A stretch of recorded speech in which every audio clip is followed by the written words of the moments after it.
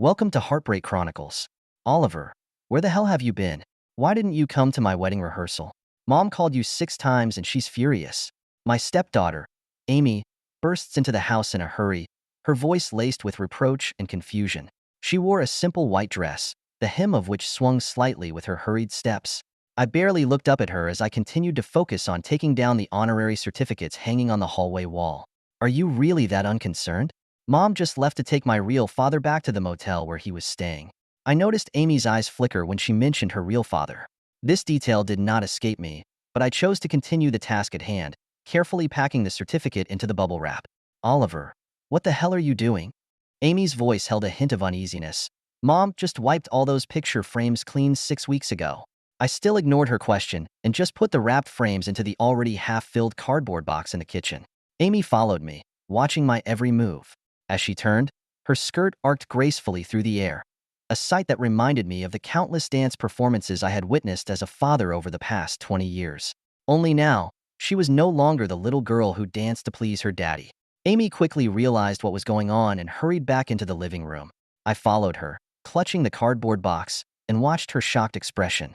She finally realized that the decorations that had been hanging on the walls, all of which belonged to me, had disappeared.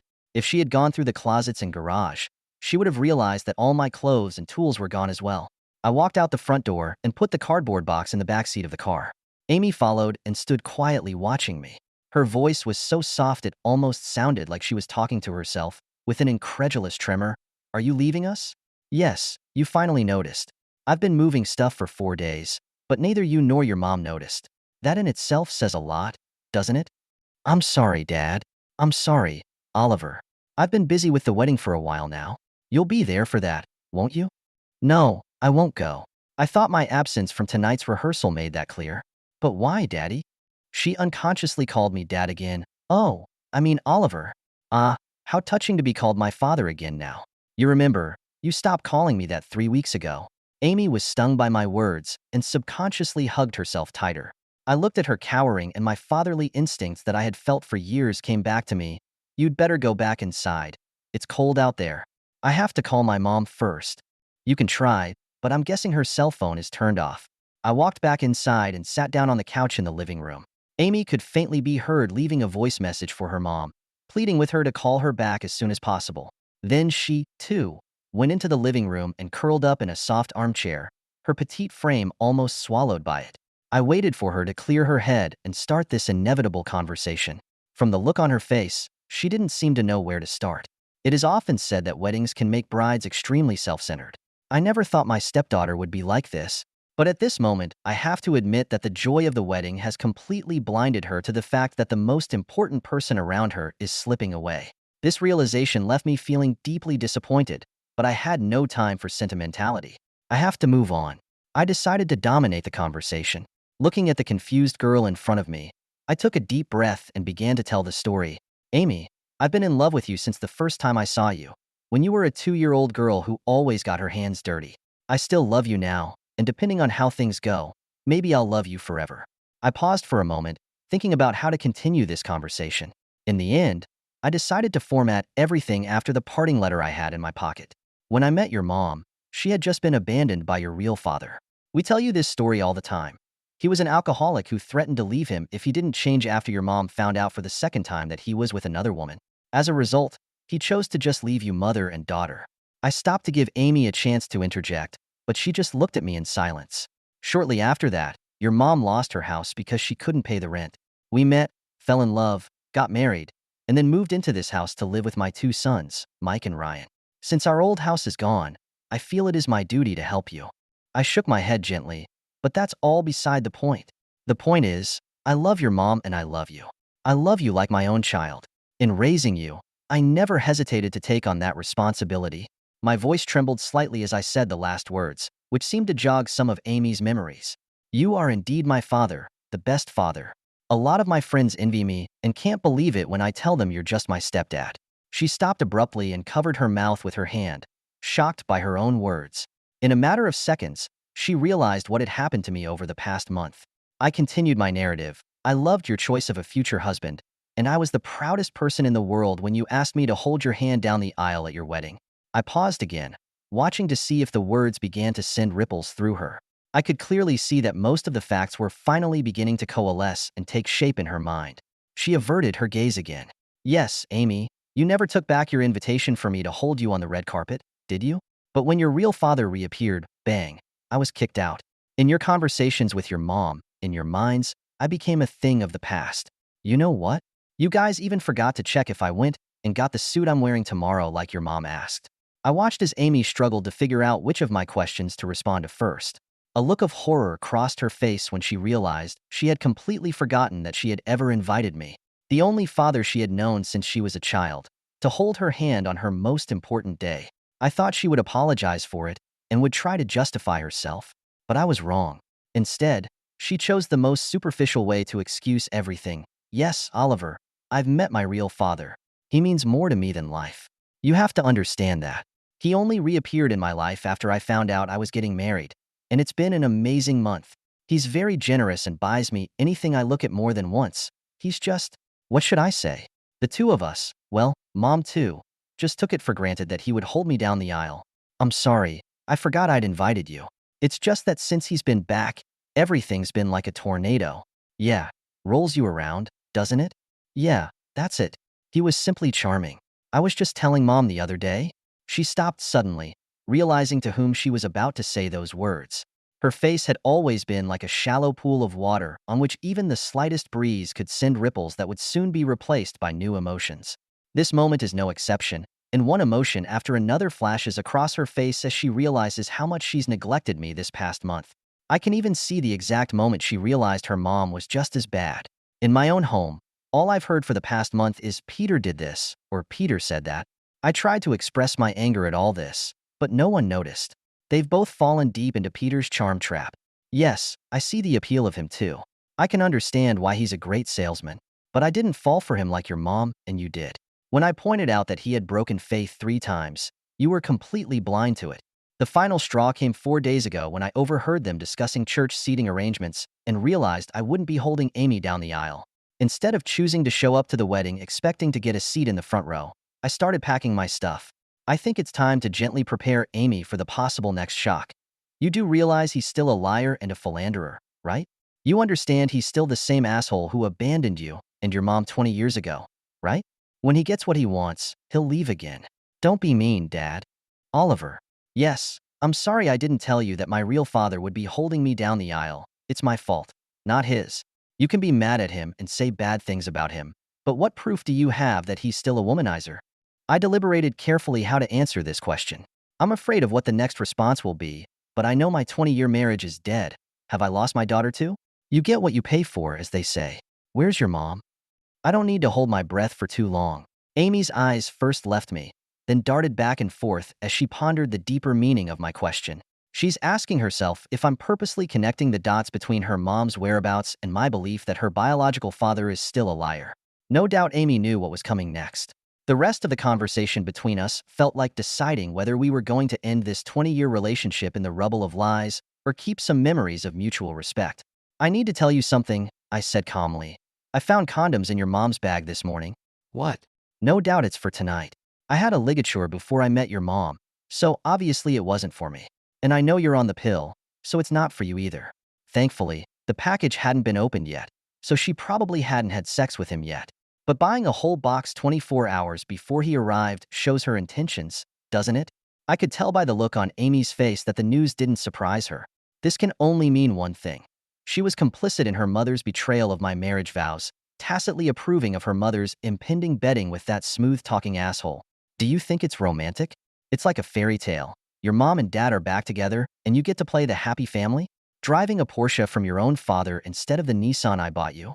Amy opened her mouth to respond, and I raised my hand to stop her. Don't say it. Forget it. The answer doesn't matter anymore. The fact that you knew but kept quiet and didn't tell me is enough to end our relationship. I stood up and walked over to her, pulling her up and hugging her. Repressing all the emotions I had failed to express this day and this month, I spoke my final words to her. Amy, I loved you. With that said, I left her life. Turning back in the doorway, I saw the complete devastation on her face, tears streaming down her cheeks as she swallowed desperately and gasped for air, trying to find her cell phone. I imagine she was desperately hoping that her mother hadn't really betrayed me, that her mother hadn't really crossed that line, that her mother could use it to convince me to forgive her. And hopefully she won't lose her other father, the one who's been screaming for the past month that his wife no longer loves him, but has gone completely unnoticed. Meanwhile, her mother is once again enamored of the articulate king of sales, mesmerized by his sweet-talking stories. I shrugged. Whether or not my wife Sarah actually crossed that line, the condom I found this morning was enough for me. Initially, I only planned to move out temporarily to show my displeasure with what had happened over the past month. But this morning's discovery made me realize that I had underestimated the seriousness of the situation, and after a few hours of agonizing thought, I was convinced that moving out was necessary. I jumped in the car and drove off. The night of the wedding rehearsal, I spent some time trying to figure out which motel the suddenly reappearing father was staying at. My motivation was simple. I wanted to witness my wife's betrayal to cool my heart completely and prepare me for what was to come. My efforts were in vain, so I went with Plan B. After leaving Amy, I pulled over to the side of the road not far from home and turned off my lights. Sure enough, less than a minute later, my ex-stepdaughter drove by crying, so focused on her emotions that she wouldn't have noticed even if a herd of elephants had followed her. She drove straight to a specific motel and went straight to a specific room. I followed closely behind with my trusty DSLR and zoom lens. Hearing Amy's cries, her mother opened the door to her room. Oddly enough, it wasn't the sight of Sarah hastily wrapped in her motel robe with her hair in disarray, or her ex-husband standing behind her in nothing but his underwear that really bothered me. What blew me away was the look of panic on Sarah's face when Amy opened her mouth to speak. I have protected her from such emotions for the past 20 years, and it seems to have become a habit. I threw my camera on the passenger seat, turned off my cell phone, and drove off into the night. After Amy was ushered into the room and the door closed, my knowledge of what happened next came from a variety of sources. The wedding did take place as scheduled, but instead of the original 10 a.m., it was postponed to 6 p.m. First, they had to find the bride's mother. She had been desperately searching for me all night and finally fell asleep exhausted. Precious time is then wasted searching for the bride's real father, but he has vanished without a trace. Like I told Amy, once he got what he wanted, he left. I'm really curious as to what his motivation is for doing this. My research shows that he and his second wife never had children, so maybe he just wanted to experience what it would be like to walk down the aisle holding his own children. Some people just like to collect life experiences, I guess. He sees that Sarah is still an attractive woman and wants her, or maybe it's just a self-fulfilling ride. Being the selfish person that he is, he just flipped his charm switch and pursued until she gave in, just like I warned her she would. When things got serious, he chose to leave. For Peter, I'm afraid this was the most costly indulgence he's ever paid for. Before he could get home, several photos had appeared in his current wife's mailbox. She immediately invoked a prenuptial agreement to divorce him and took over her father's company on her own, leaving him completely out of the picture. A week later, someone found a battered Peter in some remote alley. Rumor had it that it was the handiwork of his father-in-law, an old man who had always loved his only daughter and never tolerated such scum. By the time people at the wedding finally realized that Peter had left without saying goodbye, the kindly pastor had rescheduled the wedding for 6 p.m.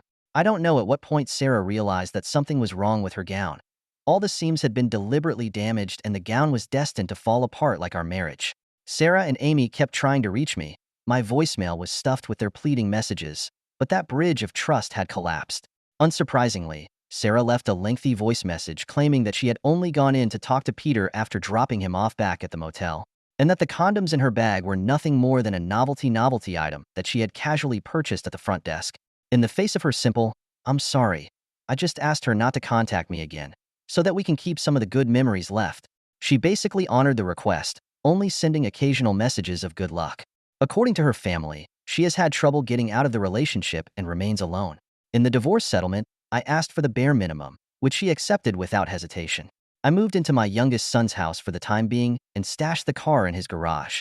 Seeing my pain, both sons refused to answer their stepmother's phone calls. Amy's fiancé found me later. I agreed to meet this young man because I admired him as a person. He told me that Amy had actually been trying to dissuade her mother from going to the appointment, but that Peter's magic was just too strong. We still keep in touch occasionally, but the conversation is always careful to avoid the hurt. It is said that the relationship between mother and daughter has been strained after this incident. I never knew if Amy blamed her mother for leaving her without two fathers, or if her new husband intentionally alienated his mother-in-law. Maybe someday I will forgive them, My sons have chosen to let go, and Amy's husband has been urging me to let go. If the hurt wasn't still so fresh, my heart might have broken over the wedding day scene. Amy walking down the aisle of the church alone. A tired Sarah sitting in the front row, tears smudging her carefully prepared makeup. The groom later said he couldn't even remember if there was one or two empty seats next to Sarah. But honestly, those details don't matter that much to me anymore. During the time the wedding was rescheduled, the groom's attitude clearly affected Amy's perception of what her mother was doing. He thinks it might instead be a good thing if the bride witnesses the consequences of the betrayal and remembers them, focusing on rearranging the details of the wedding. However, rumors continue to swirl. Sarah left the wedding reception after less than half an hour, overwhelmed by the reproachful glances, both explicit and implicit, from the guests. To this day, I often wonder if she regrets losing me and completely ruining her daughter's big moment. My heart still aches whenever I think back to this past. 20 years of living together fall apart in a betrayal. All those once warm memories are now clouded over. But I've come to realize that some broken things can't be repaired, and instead of clinging to the past, I'd rather be brave enough to embrace a new life. I just didn't know then that fate had a surprise in store for me. During those darkest days, I struggled with the pain for months like anyone who has experienced betrayal. I was totally committed to my work, trying to numb myself with the busyness, but still waking up late at night when I was alone with those unpleasant memories. I began to wonder if I would ever be able to trust a woman again, if I would ever have the courage to start a relationship again. Fate always likes to play jokes at the most unexpected moments. In the 12th month after my divorce, my oldest son Richard told me he was getting married. As a father, of course I had to be involved in the wedding preparations. That's when I met Isabella. It was a sunny Saturday morning, and I arrived early at the restaurant I had booked to discuss the wedding details with my kids. The moment I pushed the door open, I saw an elegant lady sitting on the window seat. The sunlight poured through the floor-to-ceiling windows onto her short, silver-gray hair, weaving a soft halo around her. She tilted her head slightly sideways, intently flipping through a wedding planning magazine. "You must be Richard's father." She looked up with a warm smile. "I'm Linda's mother, Isabella." It was such a simple scene, such a normal greeting, but it made my heart skip a beat. It was a special feeling, like feeling the temperature of spring for the first time after a long cold winter. Our conversations unfolded naturally, from the kids' wedding plans, to their respective jobs, to life experiences. Isabella is also a single mother whose husband passed away 5 years ago due to illness. We've all experienced the end of a marriage, just in different ways. Perhaps it is this shared experience that allows us to understand each other's feelings so well. "You know what?" she said softly. "Sometimes a loss is a gain. We wouldn't be sitting here today if it weren't for our respective experiences." Her words reminded me of an old proverb. When God closes a door, he always opens a window for you. And Isabella was like the window that let the sunshine back into my life. Our relationship grew quickly, yet was not at all abrupt. For short weeks later, I moved into Isabella's house. The decision came so naturally, as if we had known each other all our lives. I was touched by the warmth of her children's welcome, especially when her daughter Emma, the girl who always had a gentle smile, suddenly asked me one day if I could hold her hand down the aisle at her wedding. The request reminded me of Amy, but this time it felt completely different. There is no pain, no resentment, just relief from the past and anticipation for the future. I knew that I had finally and truly let go. Isabella is an amazing woman. She taught me that trust is not given blindly, but slowly built on mutual understanding and respect. She always said, "Real love doesn't need to be sensational. As long as there is true love in the plainness, that's enough." We would plant flowers together in the backyard, work on new recipes in the kitchen, and watch the stars from the balcony. These ordinary routines have made me feel happier than I have ever felt before. I found myself beginning to look forward to every morning because I could see her sleepy eyes, and every dusk because I could listen to her recount the day's insights. This morning, Emma's fiancé joked that the goofy grin on my face is on the verge of becoming my trademark expression. I smile and admit that this happiness came so suddenly that I sometimes worry that I'm dreaming. "Don't worry." Isabella held my hand and said, "This is not a dream. It's a reward from God after we've worked hard." In retrospect, that painful experience has instead made me appreciate the happiness in front of me even more. Like Isabella said, some things happen for a reason. If it wasn't for Sarah's betrayal, I might never have met Isabella. If it wasn't for those dark days, I might never have known I could believe in love again. Emma's wedding is scheduled for next month, and I'm already working on the father's speech. Yes, I said father's address. Because in this newly formed family, I am not an outsider, but a genuinely accepted member. When I told Isabella the first was thinking about the content of my speech, she just smiled and said, "Just say what you feel, because honest words move the most." Sometimes I think that this is probably a joke that fate has played on me. It cost me everything when I was at my most desperate, and it gave me a fresh start when I thought there was no hope left in life. Now I am no longer the man crushed by betrayal, but a man who knows how to cherish and love. Watching Isabella's busy figure in the sunshine, I knew I had found my true soulmate. Not the kind of passionate love at first sight, but the kind that fits together. We've all been through the storms of life, so we know better how to guard our hard-won happiness. Thinking about what? Isabella's voice pulls me back to reality. Thinking about our story. I said, "That's a good story." She leaned over my shoulder. "And the best part is yet to come." Yes, the best part is yet to come. Because some people are destined to experience loss before they can meet the one who truly understands them. And I, finally, waited for the one who made my heart beat again. My story, it continues. But this time, it's a new chapter with the right person. That's the end of today's story. For more captivating tales, hit subscribe and never miss an episode.